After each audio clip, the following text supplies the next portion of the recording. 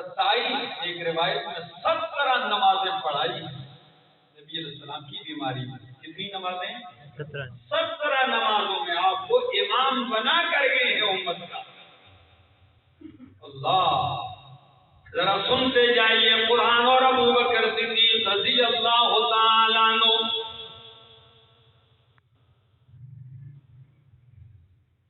سورت کا نام سورت زمر ہے,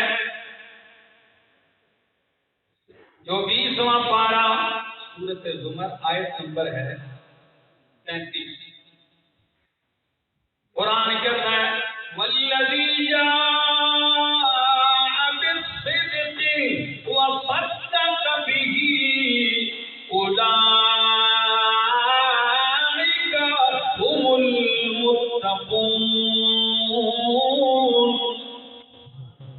والذی جاء بالصدق, وہ ذات جو سچائی سچ لے کر آئی ہے. سچ کون لے کے آئے؟ نبی اکرم صلی اللہ علیہ وسلم. والذی جاء بالصدق, وہ ہستی جو سچ لے کے آیا.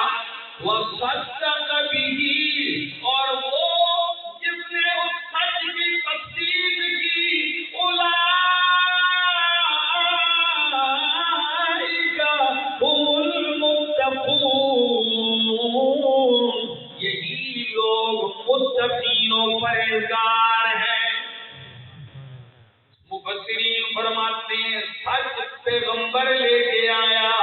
صدقہ, جس نے پہلی تصدیق کی وہ ابو بکر صدیق ہے, جس نے سب سے پہلے کیا کی ہے؟ تصدیق کی ہے. تو فرمایا یہی لوگ متقین ہیں. ادھر متقین کہا. اب ذرا میں 30واں پارہ پڑھنے لگا ہوں. سورت کا نام سورت اللیل ہے. خدا را مجھے وقت دیجیے, مجھے توجہ چاہیے آپ کی درکار ہے, توجہ, انتہائی توجہ. فرمایا ابو بکر صدیق رضی اللہ تعالیٰ عنہ بغیر کسی لالچ دنیاوی مفاد کے آپ نے حضرت بلال رضی اللہ تعالیٰ عنہ کو ظلم کی چکی میں پستا ہوا دیکھا. تپتی ہوئی دھوپ میں آپ کو آقا مار رہا ہے. لات و منات اور عزا کی پوجا کروانے پہ مجبور کر رہا ہے. لیکن قربان جاؤں بلال احد احد کے نعرے لگاتا ہے کہ الہ اور معبود کون ہے؟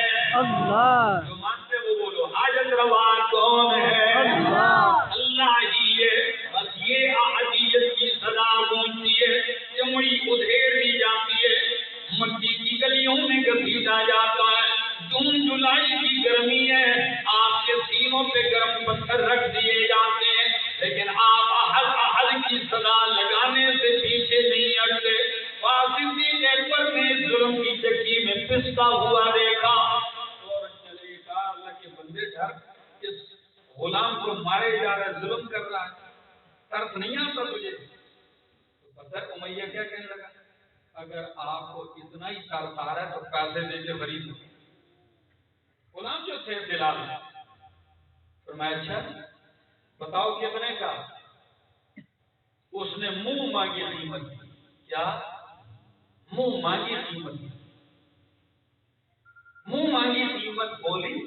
صدیق اکبر گھر آتے ہیں, وہ قیمت جا کے اس کی جھولی میں ڈال دیتے ہیں, اور حضرت بلال کو خریدنے کے بعد کہتے ہیں بلال جاؤ, میں نے تجھے رب کی رضا کے لیے آزاد کر دیا.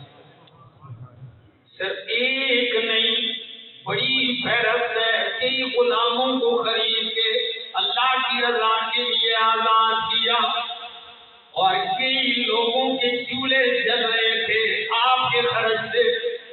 خرچہ دیتے تاجر تھے نا, کاروباری تھے, اللہ نے نوازا تھا, تو مال خرچ کیا کرتے تھے, اور کسی سے بدلے کی امید اور طمع بھی نہیں رکھتے تھے.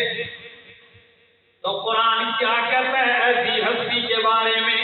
یہ میرے سامنے سورت کا نام ہے سورت اللیل, 30واں پارہ ہے. قرآن کہتا ہے وَسَيُجَنَّبُهَا الْأَتْقَى وَسَيُجَنَّبُهَا الْأَتْقَى الَّذِي يُؤْتِي مَالَهُ يَتَزَكَّى وَمَا لِأَحَدٍ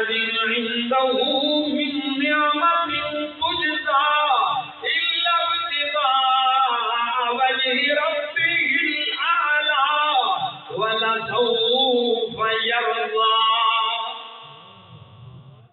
سورۃ اللیل 17 نمبر آیت کے بعد آخر تک پڑھتا ہوں، ترجمہ کرتا ہوں، میرے استدلال پہ غور کیجیے. امام ابن کثیر یہ آیت نقل کرتے ہیں، کہتے ہیں کہ مفسرین کرام کا اجماع ہے اس بات پر، اتفاق ہے کہ اس سے مراد ابو بکر صدیق ہیں. تو صدیق اکبر کی شان ذرا سنیے. فرمایا وَسَيُجَنَّبُهَا الْأَتْقَى، اور جلدی ہی عنقریب دور رکھا جائے گا، بچایا جائے گا اس جہنم سے الاتقى، اس شخص کو جو سب سے بڑا متقی ہے. جو کیا ہے؟ جو سب سے بڑا متقی اور پرہیزگار ہے، اسے جہنم سے دور رکھا جائے گا. وہ سب سے بڑا متقی کیسا ہے؟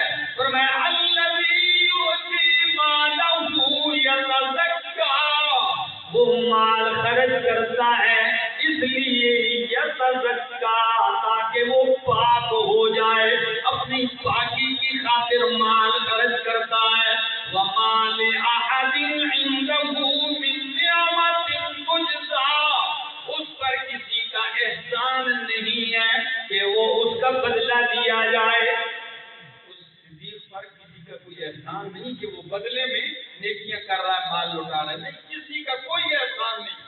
اس رب کی رضا کے لیے اور اپنی پاکی کے لیے مال خرچ کرتا ہے. قرآن کہتا ہے وَمَا لِأَحَدٍ عِندَهُ مِن نِعْمَةٍ تُجْزَى إِلَّا ابْتِغَاءَ وَجْهِ رَبِّهِ الْأَعْلَى، مگر اپنے رب کی رضا تلاش کرنے کے لیے، رب کی خوشنودی پانے کے لیے جو بلند و بالا ہے. فرمایا وَلَسَوْفَ يَرْضَىٰ، عن قریب رب اس سے راضی